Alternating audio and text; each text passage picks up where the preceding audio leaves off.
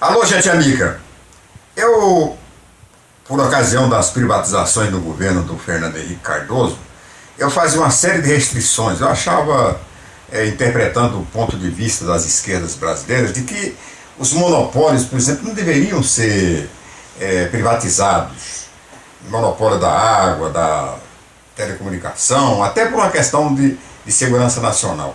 Achava, por exemplo, que no espírito da década de 50, quando se criou a Petrobras, que a Petrobras também não devia ser privatizada, porque o petróleo é nosso. Então, todos aqueles refrões, né, e pregões da própria esquerda, né, que na ocasião podia ter toda a razão.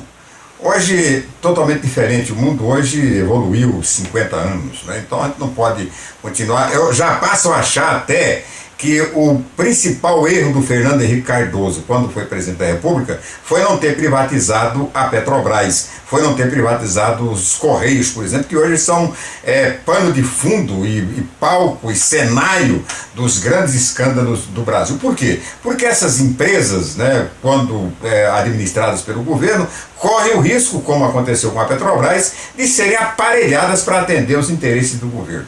Agora, hoje eu evoluí, né, com o tempo, e acho que a Petrobras sim deve ser privatizada. Privatizada enquanto há tempo, enquanto ainda pode aparecer algum chinês interessado em tocar a Petrobras, até porque o petróleo perdeu totalmente a sua importância política e a sua importância política.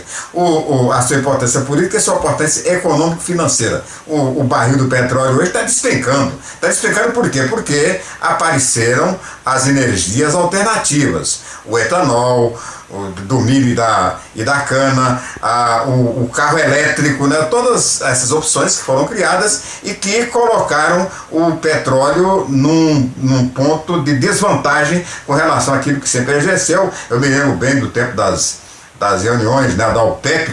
Quem é daquele tempo lembra, quem conhece a história sabe que a OPEP era o bicho papão. Quando ia reunir os homens de turbante, aí o mundo tremia, né, porque vai mudar tudo. A própria ditadura militar no Brasil caiu em função dessas reuniões da OPEP, que aumentavam exageradamente o preço do petróleo, reduziam a produção exatamente para impor, né, a força do petróleo. Caiu a força do petróleo, os países árabes entraram na tal de primavera árabe, que nada mais foi do que a queda do prestígio do petróleo. Eu me lembro da Líbia, por exemplo. A Líbia era um país da maior distribuição de renda, melhor distribuição de renda do mundo. As pessoas na Líbia não trabalhavam, a Líbia não tinha pobreza. O Gaddafi era o rei, era o deus lá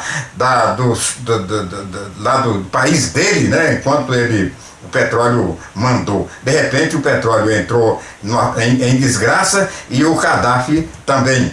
A Venezuela, quem não lembra da Venezuela? O pessoal da Venezuela era o paraíso da América Latina, da América do Sul.